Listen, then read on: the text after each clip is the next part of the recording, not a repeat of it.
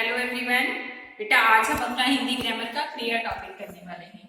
क्रिया से आप पहले से फेमिलियर हैं, आपने सेकंड थर्ड क्लास में भी क्रिया की है। ठीक है, तो क्रिया क्या होता है? क्रिया होती है, क्रिया नाम से ही पता चल रहा है, क्रिया होता है काम वाले शब्द जिनसे किसी काम का करने या होने का हमें पता चलता है, वो क्रिया होती है। ठीक है, हम बहुत सारे काम करते हैं, जैसे अभी मैम आपको पढ़ा रही हैं, आप पढ़ रहे हैं, हम दोनों काम कर रहे हैं, खाली नहीं बैठा ना हमारे में से कोई भी। इसी तरह से हम जो भी काम करते हैं वो क्रिया होती है, चाहे हम शरारत कर रहे हैं, चाहे हम पढ़ाई कर रहे हैं, चाहे हम किसी को नमस्कार कर रहे हैं, ये सब क्या है? ये काम है। ठीक है, चलिए इसमें इसके दो भेद होते हैं। फर्स्ट पार्ट है अकर्मक क्रिया और सेकंड पार्ट है सकर्मक क्रिया। अकर्मक सकर्मक इनके नाम से ही पता चलता है, इसमें भी हमें ग्राम करने की जरूरत नहीं होती, हम डेफिनेशन भी करेंगे, लेकिन अभी हम पहले कर रहे हैं शॉर्ट में समझ लेते हैं कि अकर्मक क्या होता है और सकर्मक क्या होता है। अकर्मक नाम से ही हमें पता चल रहा है, अकर्मक जिसमें कर्म की आवश्यकता नहीं है, वो क्रियाएं जिसमें हमें कर्म की आवश्यकता नहीं पड़ती, या हम ये कह सकते हैं कि वो क्रियाएं जिसमें जिनका प्रभाव सीधा कर्ता पर पड़ता है। कर्ता कौन? जो काम को कर रहा है उस पर पड़ता है। से सकर्मक जिसमें कर्म होता है, जिसमें कर्म की अपेक्षा रहती है, जिसमें कर्म की जरूरत रहती है, उसे हम कहते हैं सकर्मक। अभी हम एग्जांपल करेंगे, आपको क्लियर हो जाएगा। एक बार क्रिया की डेफिनेशन फिर से हम रिपीट कर रहे हैं। क्रिया किसे कहते हैं? काम वाले शब्द, उनको हम कहते हैं क्रिया। आप पूरा सेंटेंस लिखेंगे, ये मैंने शॉर्ट में आपको सिर्फ समझाने के लिए लिखा है, ऐसा नहीं कि आप इसको ऐसे ही मेंशन कर देंगे। जैसे खाना, जाना, बोलना, पढ़ना, गाना, सुनना, सभी काम। ठीक है, अगर हम गाना सुन रहे हैं वो भी हम काम कर रहे हैं, कभी भी खाली नहीं बैठे, है ना, बहुत हार्ड वर्किंग है। इसके बाद हम कर रहे हैं अकर्मक क्रिया। इसको समझते हैं कि क्या होता है डिटेल में। अकर्मक क्रिया जिन क्रिया में कर्म का प्रभाव, जिन क्रिया शब्दों में कर्म का प्रभाव कर्ता पर पड़े, जैसे मैं खाता हूं, मैं कौन है? मैं काम अर्जित करने वाला करता हूं, और खाना क्या है? क्रिया है। मैंने खाया, किस पर प्रभाव पड़ा? मेरे ऊपर, मेरा पेट भर गया, टमी फुल हो गई, है ना। इसी तरह से मोहन मारता है, मारना, हमारे पास और कुछ है ही नहीं, कौन मार रहा है? मोहन मार रहा है, मोहन काम कर रहा है, क्रिया का प्रभाव वाक्य किस पर दिखा रहा है? मोहन पर। मोहन थक जाएगा मारते मारते, है ना, या तो हार के बैठ जाएगा, कुछ तो होगा ही।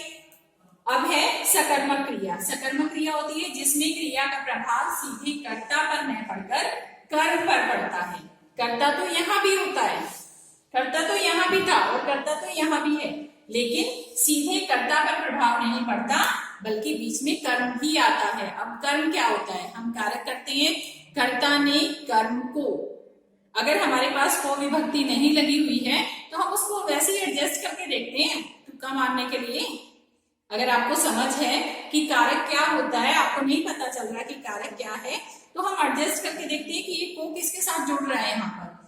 जैसे मैं आपको एग्जाम्पल देती हूँ, जिसमें क्रिया का प्रभाव सीधे कर्ता पर न पड़कर कर्म पर पड़ता है, उसे हम क्या कहते हैं? सकर्मक क्रिया कहते हैं। जैसे राम श्याम को मारता है, राम श्याम को मारता है, कर्ता कौन हुआ? राम हुआ, है ना, क्योंकि काम तो राम ही कर रहा है, चाहे मारने का कर रहा है। किसको मार रहा है? श्याम को मार रहा है। जो क्रिया हो रही है उसका प्रभाव किस पर ज्यादा पड़ रहा है? राम पर या श्याम पर? पिटाई तो श्याम की हो रही है, ऑब्वियसली श्याम पर ज्यादा प्रभाव पड़ेगा, है ना। तो ये क्या है? ये हमारा कर्म है।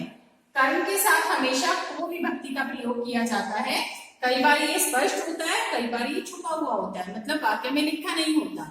जैसे राम आम खा रहा है, राम आम को खा रहा है, प्रभाव तो आम के ऊपर ज्यादा पड़ रहा है, खत्म हो जाएगा आम बेचारा, है ना।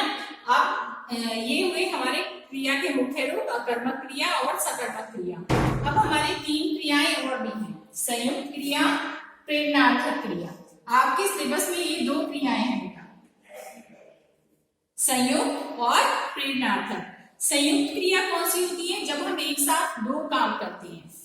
ठीक है, जब हम एक साथ दो काम करते हैं, जैसे सीता खाना खाकर सो गई। सीता ने दो काम किए, एक तो वो खाना खाया और एक सो गई। है ना।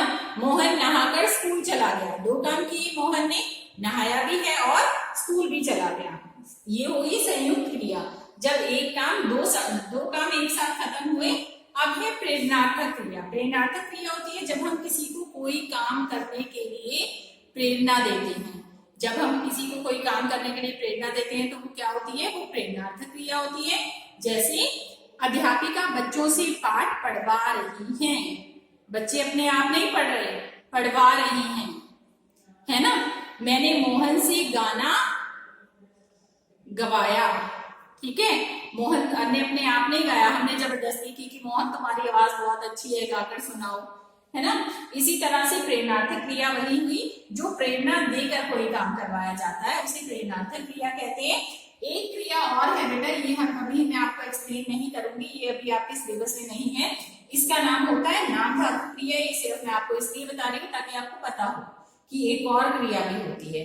तो क्रिया के दो भेद, अकर्मक क्रिया, सकर्मक क्रिया। अकर्मक जिसमें कर्म नहीं होता, सकर्मक जिसमें कर्म की अपेक्षा रहती है, ठीक है। इसके बाद हमने इन दोनों को डिफाइन किया है।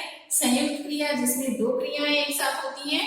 प्रेरणार्थक क्रिया जो हम प्रेरणा देकर कोई काम किसी से करवाते हैं, कोई हमसे करवाता है, वो भी प्रेरणार्थक क्रिया होती है। जैसे बनाना, बनवाना, है ना।